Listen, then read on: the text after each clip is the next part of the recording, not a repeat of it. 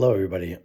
I've been doing my best to try to respond to your calls, texts, and emails about the proposed change for next season. And I figured I would give this a shot instead. I figure if somebody's asking a question, I'm sure others have the same thought, and it would be more efficient to create a short video. So I'm going to give it a shot. Here we go. First question, will both teams get the same game and tournament opportunities? So we're talking about here is at U10 having a first and second team. They will both train the same amount, both 3 days a week. They'll be entered in the same league. In the league we're in right now, in U9, we're in the Northeast region for EDP. There's just two divisions. We're in Division 2 this season. In U10, there's typically four divisions, 1, 2, 3, 4. And they will both be entered in EDP, just in different divisions. I'm hoping for 2 and 3, but that's a bit of a negotiation with the league. If Team 1 is playing in a higher level, where does Team 2 play? Well, I kind of just answered that one, but importantly, the idea is to keep them one division apart. Truthfully, the group doesn't split, so it's not so obvious that one is much higher than the other one. But more importantly, by keeping them one division apart, the kids from either team can play on either team. If you go two divisions apart, the top team players can't play on the bottom team. Don't ask me why. This is one of the anomalies of youth soccer here that's problematic. And there's even a workaround if they do insist we're more than one division apart, which would only be because of numbers, team numbers, and making the league work. We can talk about that, but it's getting in the weeds if you're interested. But again, the idea is it has to be that the kids, or at least most of the kids, will be able to move between the two teams. That might be confusing. If you're on the top, if we can roster as few as 5 players to create a team. So if we need to have 5 players on Team 1 that can't play on Team 2, we can make that work. Next question. Will each team get a dedicated coach? It would be better if they had the same coach at every game. This is a tricky one. And the short answer is I can't promise that now. So let me just be straight with you on that.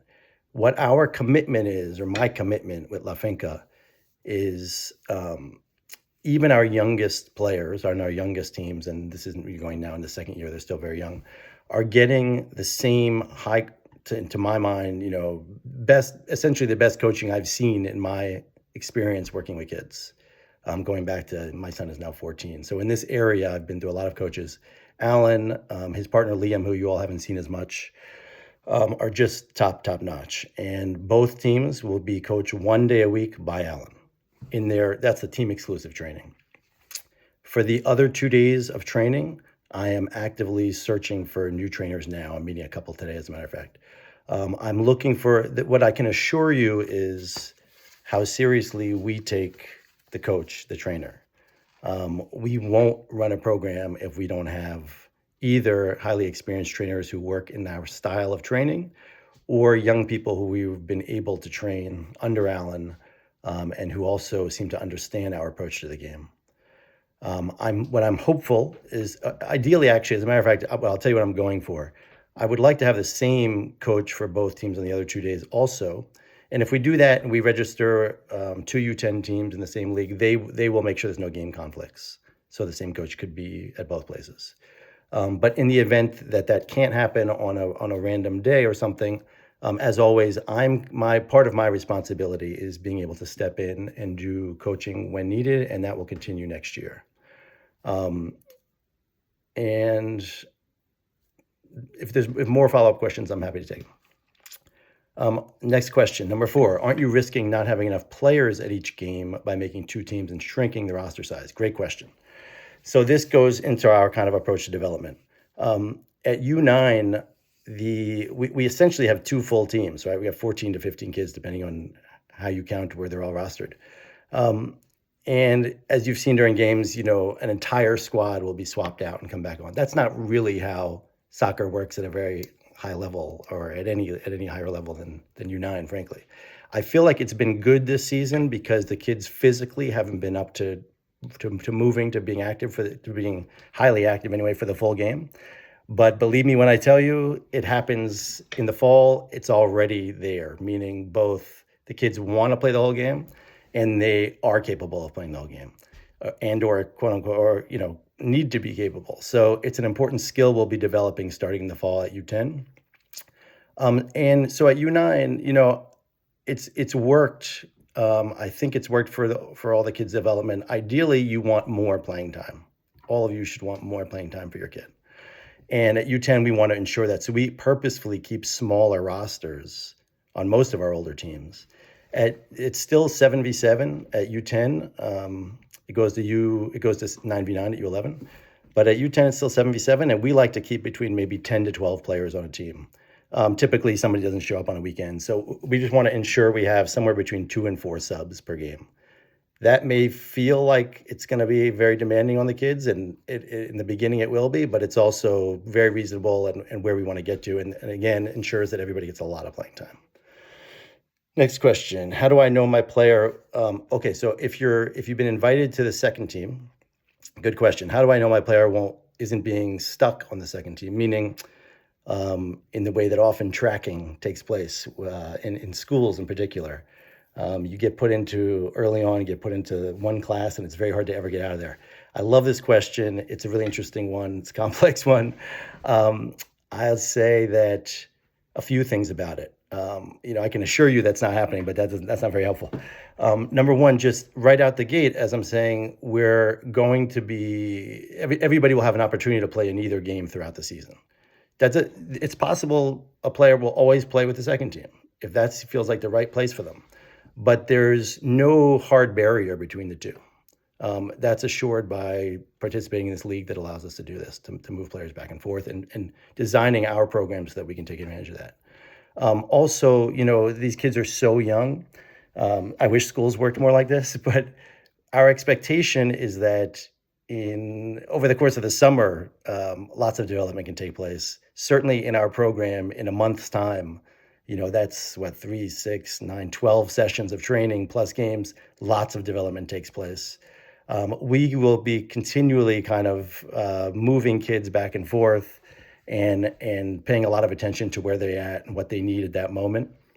And this is just for, I would even say by the spring full league season, there could be reshuffling, and everybody should be aware of that, and everybody should know that. Certainly this only applies to the U10 age bracket. At U11 next summer, we look at all this stuff again. Hopefully everybody stays with us and keeps growing, is enjoying it.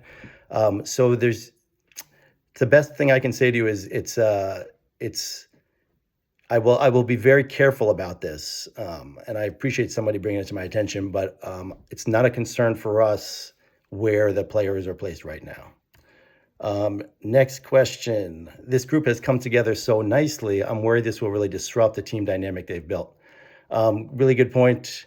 I hear you. I think it's one of these things that's like, there's always a downside to any decision we make. We feel like this is the right decision in the long term, even for the team dynamic. What can happen very quickly in competitive sports is that the levels of the players naturally are very wide at this age. And some players aren't playing enough. Some players are playing too much and maybe getting frustrated with other players. And that causes all kinds of internal strife. So some kids, one option is the higher end kids end up going to another team, which is always something that people can do. And the other ones are getting frustrated and so forth. So we think by having them train together 2 days of the week, and basically more importantly, I just want to say to everybody, I probably said this in a number of different ways, but I want to kind of emphasize it because you all are participating in our club program, and it can feel like that's the entire program when it isn't. Even the match day program that we do, that we invite other players to, we often even invite training players to our team sessions. We're doing less of that now. We used to do a lot more of it. We hope that everybody, and we do summer camps and we do the Festa events and other things of this nature. Just there's a broader soccer landscape that we're trying to participate in, contribute to. And we hope that people will feel part of La Finca broadly and not feel that if they're not on one team or the other, that they're not part of the same group. I know that's not easier said than done, but we are aware of this concern, and kids have actually, this group in particular has formed such a terrific bond and been really helpful to one another. I hope that just continues to grow. Last question I have right now. It's still okay for kids to play on another team? Tricky one. I am a little bit on the fence on this one. We've always said, we would never impose. But other kind of competitive clubs often say, you can't play on any other team. We think mostly that comes from a desire to kind of keep all the activity in their club. So, for example, if you say, well, I was invited to do a tournament over here, well, why don't we just do a tournament? You can do it with us, this kind of response. We don't like that. They're young kids. They can be playing other sports. They could even participate in other competitive soccer programs. In principle, no problem. I will tell you, having been through this several times, what might have worked at U9 starts to become an issue at U10. So what we really do not like, and I want to be very clear with everybody about this, we're making a rather significant commitment personally, professionally to this program, creating the club program we have, the level of trainers we have that we insist upon.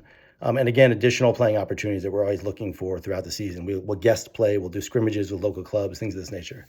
So if we're doing that, we need a similar commitment from you. It really doesn't work. This whole project really doesn't work.